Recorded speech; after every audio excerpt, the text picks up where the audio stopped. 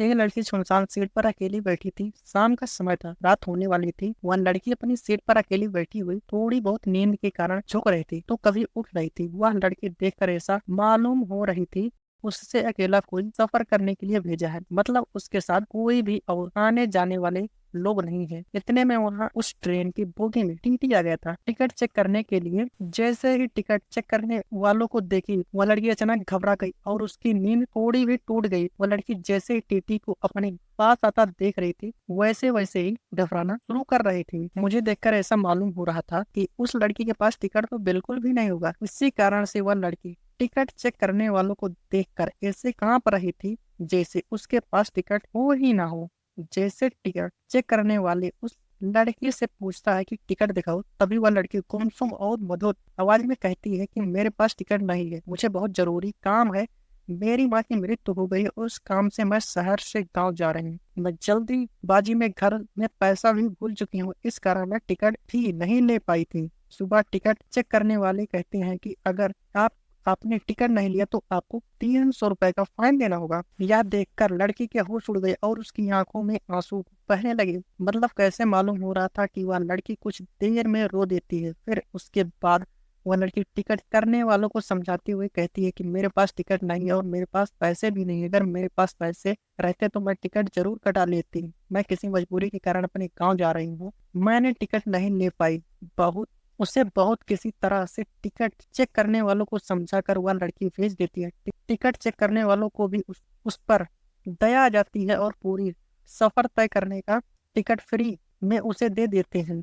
वहां पास के बैठे ऊपर सीट में यह सब उन सभी नजारा देख रहा था। जब मैंने उस लड़की को देखा तो वह लड़की सोने ही वाली थी और अपना चादर उठाकर सोने के लिए अपने शरीर पर ओढ़ लेती। थोड़ी देर बाद जाने के बाद उस लड़की को शायद नींद आ ही रही थी। फिर मैंने उससे उतरा बाथरूम जाने के लिए तो उस लड़की से मैंने पूछ लिया था।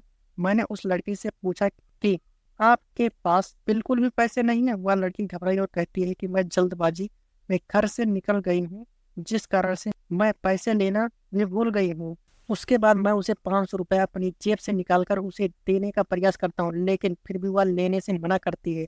मैंने उसे कहा कि मैं तुम्हें एहसान नहीं कर रहा हूँ, मैं तुम्हें अपना एड्रेस बता रहा हूँ, तुम्हारा जब मन करे तब इन पैसों को भेज सकते हो, लेकिन अभी तुम्हारा पैसों का बहुत जरूरी है। इसके बिना तुम भूखे रहोगे और घर जाने के लिए टैक्सी इत्यादि का भाड़ा भी तो चाहिए। इतना सुनते ही और मेरे मनाने के बाद वह लड़की पैसे ले लेती है और कहती है कि मैं घर जाकर पैसे को इंतजाम करके आपको उन पैसों को भेज दूंगी। उस उसके बाद लड़का सो जाता है। लड़की का सफर सुबह 2 बजे पूरा हो जाता है और लड़की उस ट्रेन से उतर जाती है। उसके बाद जब मैं नींद से जागा तो देखा कि लड़की अपनी सीट पर उपलब्ध नहीं है। फिर मैंने उस लड़की को ज्यादा याद नहीं किया और अपने काम से काम रखा और मैं सो गया था। घर पहुंचकर उस दिन बीत जाने के बाद करीब करीब 1 साल बाद जाने के बाद मैंने जिस पते पर पैसे भेजने के लिए एड्रेस दिया था उस पर एक चिट्ठी आती है। वह चिट्ठी उसी लड़के के द्वारा भेजी गई थी जिसमें लड़की चिट्ठी में लिखती है, मेरे प्यारे हमसफर और मेरे अजनबी हमसफर, आपके ही कारण मेरा सफर सुहाना हुआ था। अब मैं आपका कर्ज उतारना चाहती हूँ, लेकिन पैसे भेजकर मैं आपका कर्ज नहीं उतार सकती। ऐसे में मेरे ख्वाहिश है कि मैं आपसे एक बार मिलकर आपका शुक्रिया अदा करूँ। साथ ही साथ उस चिट्ठी पर नीचे मिलने के जगह के बारे में तथा समय के बारे में भी बताया गया था। यह देख मुझे रहा नहीं गया था। मैं उस दिन का इंतजार करने लगता हूँ जिस दिन यह वक्त आएगा और मैं उस अजनबी लड़की से मिल पाऊंगा।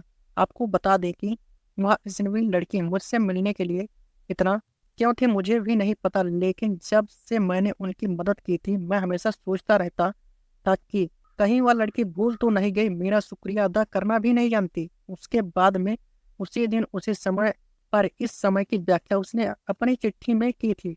जब मैं उस स्थान पर पहुंचा तो देखा कि वह लड़की पहले से उसी स्थान पर मौजूद है। पूछा कि आप बहुत पहले आ चुके थे क्या? तो वह लड़की कहती है कि मैं तो 1 घंटे पहले ही आ चुकी थी, मुझे लगता था कि तुम जरूर मेरे लिए आओगी। आगे लड़की कहती है कि जब से मैंने इस पैसे को लिया लिया है, जब से मैंने आपको देखा है, मेरा दिल कहीं नहीं लगता। मेरे जज्बात और मेरी योनि हमेशा आपको याद ही करती रहती है, क्योंकि मैंने उस रात जब आप सो गए थे तो मैं आपके चेहरे की तरफ देखकर बहुत ज्यादा खुश हुआ करती थी। मैं आपसे अपने प्यार का इजहार करने के लिए आई हूँ। अगर आपको कोई आपत्ति नहीं है तो आप मेरे प्यार स्वीकार कर सकते हैं। मैं पूरी जिंदगी आपके साथ गुजारने के लिए तैयार हूँ। साथ ही साथ मैंने अपने माता पिता से आज्ञा लेकर आई हूँ और आपके बारे में बता कर भी नहीं हूँ। फिर उसके बाद मैं भी खुश हो जाता हूँ, लड़की को तुरंत ही गले लगा लेता हूँ। फिर हम दोनों की शादी जल्द ही करवाने का हमारे माता पिता तथा अभिभावक वादा करते हैं।